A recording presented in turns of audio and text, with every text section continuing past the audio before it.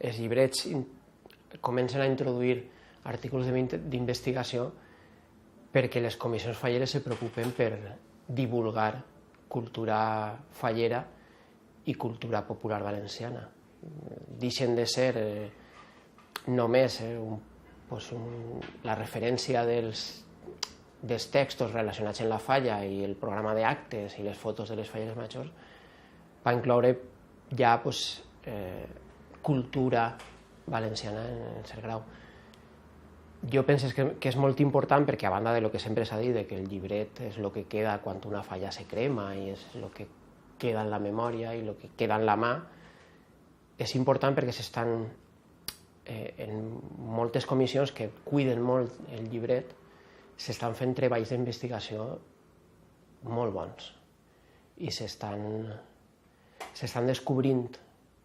moltes coses per a un públic que normalment no s'interessa per certes temàtiques, tant falleres com de cultura popular.